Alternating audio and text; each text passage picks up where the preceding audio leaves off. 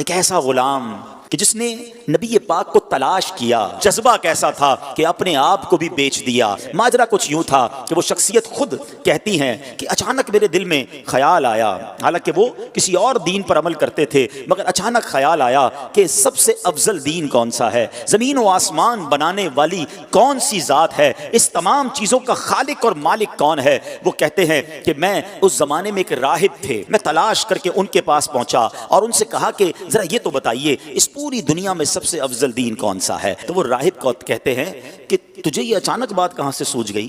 تو کہتے ہیں نہیں، میں یہ جاننا چاہتا ہوں کہ زمین و آسمان کا مالک کون ہے، سب سے افضل دین کون سا ہے۔ تو اس نے کہا کہ پھر ایسا کرو، اگر اس سوال کا جواب چاہیے، البتہ اموریہ میں ایک بڑی عمر کا عالم ہے، پتہ نہیں تم اس سے مل بھی سکو گے کہ نہیں۔ وہ اموریہ پہنچتے ہیں، وہاں بھی کچھ عرصہ رہا، اب ان کے انتقال کا وقت بھی قریب آ گیا۔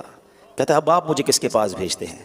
وہ کہتے ہیں اب دنیا میں میرے علم کے مطابق کوئی ایسا عالم نہیں جو حق پر ہو، البتہ ایک زمانہ قریب آتا جا رہا ہے جب حضرت ابراہیم علیہ السلام کی آل میں ایک شخص پیدا ہوگا، کئی 100 سال باقی ہیں، تم اس کو نہیں پا سکو گے، لیکن دیکھو اس کے علاوہ کسی اور کے پاس مت جانا، اگر تم وہ زمانہ پالو تو پھر تم ان کو ضرور ان کا ساتھ دینا، وہ حق پر ہوں گے۔ اور سنو اس شخصیت کی نشانی یہ ہے، انہی کی قوم کے لوگ انہیں ساحر کہیں گے، جادوگر کہیں گے، اور سنو ان کے دونوں کاندھوں کے درمیان، دونوں شانوں کے درمیان مہر نبوت بھی جگمگا رہی ہوگی۔ میرے آقا کی بھی کیا شان ہے، ابھی دنیا میں ظاہری آئے نہیں ہے، زمانہ پہلے ہی دیوانہ ہے۔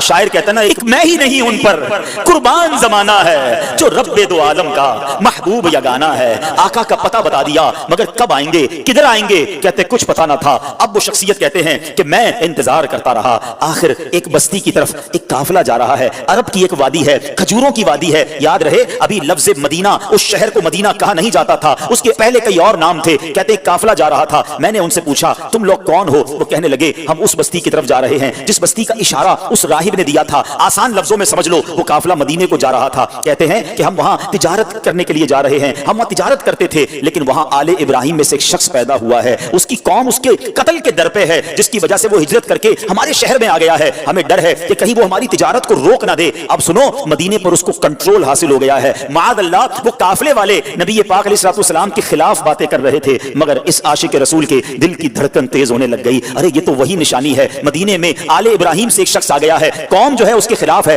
اللہ اکبر، اب یہ دیوانہ سمجھ گیا میری منزل مدینے میں ہے، یہ قافلہ جدھر جا رہا ہے مجھے ادھر ہی پہنچنا ہے۔ کہتے ہیں ان تاجروں کو ایسا کرو مجھے ساتھ لے جاؤ۔ کہتے پیسے ہیں تمہارے پاس؟ کہتے کوئی پیسہ نہیں۔ ارے بغیر پیسے کے سفر کیسے ہوگا؟ کوئی تو عوض دے دو، کوئی تو مال دے دو۔ کہتے میرے پاس کچھ نہیں، مگر عرصہ ہو گیا ہے اس شخصیت کے انتظار میں، زندگی بیت گئی ہے، مجھے کسی طرح مدینے